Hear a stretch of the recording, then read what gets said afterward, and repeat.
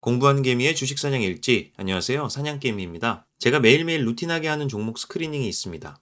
수급적으로 세력들의 강한 매수세가 몰리는 종목들을 기반으로 체크하는 건데요. 최근 여러 개의 종목들 중에 효성중공업과 LS 일렉트릭이 걸렸었습니다. 자, 그런가 보다 하고 평소처럼 종목들 차트도 보고 어떤 회사인지 면밀히 따져보다 보니까 무조건 이 두 종목은 포트폴리오에 편입을 해야겠다 싶은 거예요. 이 회사의 사업이 무엇인지를 보다 보니 더 큰 산업이 어떤지를 보게 되었고요. 앞으로는 이 산업 쪽으로 큰 사이클이 한 번은 돌아올 것 같다라는 생각을 지울 수가 없었습니다. 효성중공업, LS 일렉트릭, 그리고 현대 일렉트릭까지 이 세 가지 회사가 대표적으로 만드는 제품은 변압기입니다. 영어로는 트랜스포머, 일본어로는 도란스라고 하죠. 근데 이 변압기가 왜 앞으로 유망할 수밖에 없는지 그 부분을 저도 공부하면서 크게 깨닫게 되었고요. 아, 이런 이유 때문에 요즘 외국인들의 수급이 엄청나게 관련 업종으로 몰렸던 거구나라는 생각을 하게 되었습니다. 자, 그러면 대체 왜 이 종목들이 매우 강한 세력들의 수급 흐름을 보여주고 있는지 전반적인 산업의 흐름부터 이번 영상을 통해 살펴보도록 하겠고요.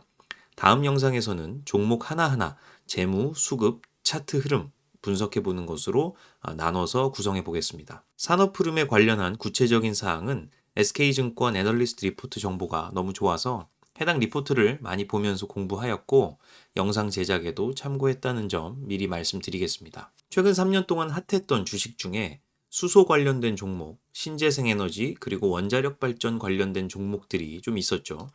네, 두산 퓨얼셀, CS 윈드, 한화솔루션, 두산 에너빌리티와 같은 종목들을 꼽아볼 수 있겠습니다. 또 제가 일전에 분석 영상으로 올려드렸던 SK D&D도 신재생 에너지 쪽으로 최근에 큰 투자를 하고 있는 것도 이 ESG 관련된 세계적 흐름에 편승하기 위한 노력이었다라고 볼 수 있겠습니다. 자, 근데 여기서 우리가 한 가지 꼭 생각해 봐야 할 것이 있어요. 이렇게 열심히 태양광 그리고 풍력 발전 등으로 전기를 만들어서 해당 전기를 어떻게 도시까지 잘 공급할 수 있을까 하는 부분인데요. 만들기만 한다고 자동으로 전기가 공급되는 게 아닐 테니까요. 자, 우리나라는 경제적으로 보면 경부고속도로를 중심으로 경제 기반 시설들이 발달을 해왔습니다.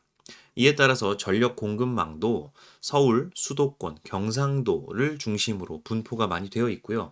이것을 수치적으로는 국내 변전소의 59%가 서울, 경기, 경상도에 분포가 되어 있다고 합니다. 자, 그런데 문제는 이 신재생 에너지죠. 태양광 발전 그리고 풍력 발전 시설들은 대체로 강원도와 전라도 쪽에 많이 분포가 되어 있다는 것입니다. 수치적으로는 신재생 에너지 총 발전량의 45%가 해당 지역에 모여 있다고 해요. 자, 이러다 보니 해당 지역에서 생산된 전기를 수도권 혹은 서울 쪽으로 전기 송전하는 데 문제가 생기고 있습니다. 여기 보이는 그림처럼 이 붉은색 부분 그리고 주황색 부분일수록 송배전 용량이 부족해서 병목 현상과 해당 관련 비용이 크게 발생하고 있다라는 뜻으로 해석하시면 됩니다. 자, 미국의 상황도 한국과 좀 비슷합니다. 이 풍력 발전에 적합한 지역은 미국의 중부와 동서부 해안가죠. 네, 중부 쪽, 그 다음에 동부 해안, 서부 해안가 일부 지역에 국한이 되고 있다고 하고요. 태양광 발전도 일조량이 많은 남서부나 또 남동부 지역으로 분포가 많이 되어 있습니다. 하지만 미국 전력 소비의 대부분은 네, 아시다시피 이 뉴욕을 중심으로 한 이 동부 해안가 지역에 많이 중심이 돼 있죠. 따라서 태양광 풍력 이런 걸로 발전된 전기를 장거리 송전을 해줘야 되는 문제점들이 있습니다. 자, 그런데 여기서의 진짜 큰 문제는 미국의 송배전망 용량이 부족해서 현재 병목 현상이 좀 발생을 하고 있고요. 이 혼잡 비용이 매년 엄청나게 커지고 있다라는 것입니다. 그리고 1950년대부터 약 70년대에 설치된 변압기들이 많아서 해당 변압기들의 노후화가 굉장히 빠르게 진행되고 있다는 점이에요. 일반적인 변압기의 경제적 수명이 25년에서 30년이라고 하는데 이를 감안한다면 노후화 문제가 점점 가속화될 것은 자명해 보입니다. 자, 이러한 문제를 해결하기 위해서 2022년 1월 12일에 미국의 에너지부, 네, US Department of Energy라는 미국의 에너지부에서는 BBG, 네, Building a Better Grid라고 하는 계획을 발표를 했습니다. 내용인즉슨 2030년까지 지금보다 60%, 2050년까지는 지금보다 3배 되는 송배전 설비를 확장하겠다는 계획인데요. 자, 이에 따라서 미국 내의 전력, 유틸리티 기업들의 설비 투자도 송배전 관련된 투자가 점점 늘고 있고요. 2016년에는 44%였던 송배전 설비 투자가 2022년에는 53%가 넘는 수준으로 케이펙스가 늘어났습니다. 자, 한번 정리해 보자면 우리나라에서는 늘어나는 신재생 에너지 발전량 대비 송배전 설비가 지리적으로 미스매치가 돼서 전력 공급에 차질이 생기고 있다라는 점 말씀드렸고요. 또 우리나라의 큰 수출 시장인 미국도 송배전 설비가 부족하고 노후화되어 있기 때문에 정책적으로도 송배전 설비를 확장하려는 큰 기조가 생기고 있다라는 겁니다. 2022년도 국내 변압기 수출 금액은 8억 2,100만 달러입니다. 한화로 환산하면 1조 600억 정도예요. 이는 전년 대비해서 51% 증가한 수치로 굉장히 상승 흐름으로 전환이 되고 있음을 알 수 있죠. 또한 여기서 22년 기준 한국산 변압기 수출에서 미국이 차지하는 비중이 36%인 점을 감안을 하면 요즘에 미국의 상황 변화가 우리나라 기업들에게도 매우 중요하다고 볼 수 있겠죠. 자, 막간을 이용해서 죄송하지만 변압기 구조를 아주 잠시만 간단히 설명을 드려볼까 합니다. 제가 뭐 공학적인 이야기를 하자는 것은 아니고요. 가격의 흐름을 이해하기 위한 것이니까 기본적인 것만 알아보겠습니다. 이 변압기의 구조상 내부에 구리 코일이 두 개가 있습니다. 프라이머리 그리고 세컨더리. 1차 코일과 2차 코일이라고 할 수 있죠. 이 변압기로 처음에 전류가 들어오게 되면 1차 코일을 먼저 통과해서 자기장이 형성이 되게 되고요. 이 자기장이 여기 보이는 철심, 트랜스포머 코어라고 하는 이 철심을 통해서 2차 코일로 이동을 하게 되고 해당 2차 코일에서는 이 감겨있는 구리 코일 권수, 이 숫자죠. 감겨있는 횟수 비중을 조절해서 전압을 높이거나 낮추는 승합, 감압을 하는 구조다라고 보시면 될 것 같습니다.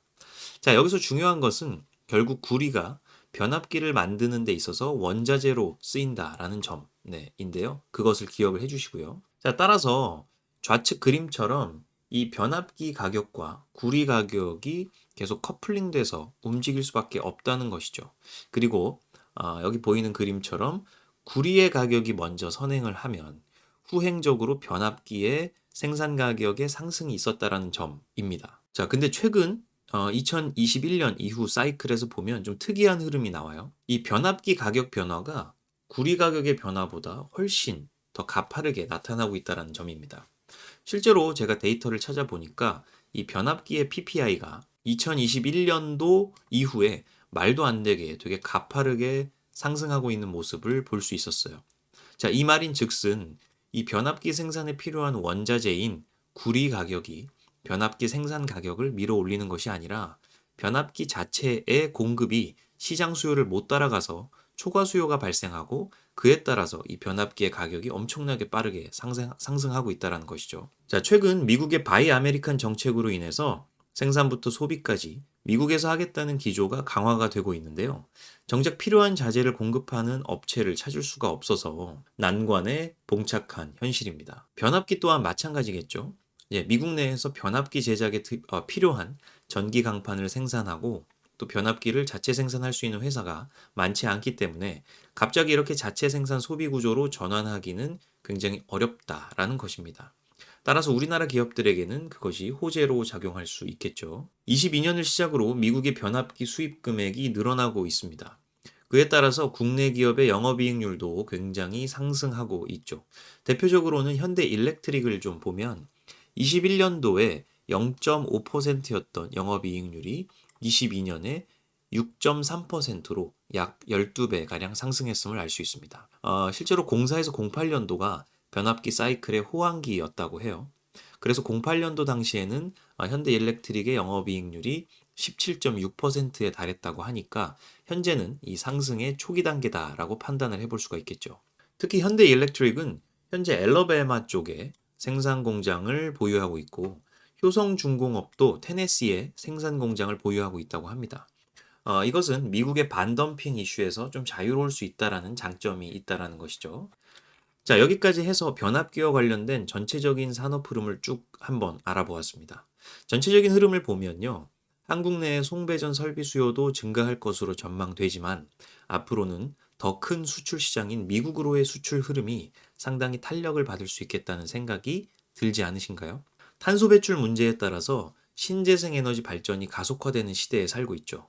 자, 그런 시대 흐름에서 결국 눈에 보이는 부분뿐만 아니라 생산된 전력을 어떻게 도시로 원활하게 공급할 건지에 대한 생각을 해본다면 말씀드린 기업들의 큰 관심을 가지고 지켜봐야 한다는 결론에 도달할 수 있겠습니다. 그 중에서도 특히 저는 LS 일렉트릭, LS 산전이라고도 하죠. 또 효성중공업을 매수를 하고 있는데요.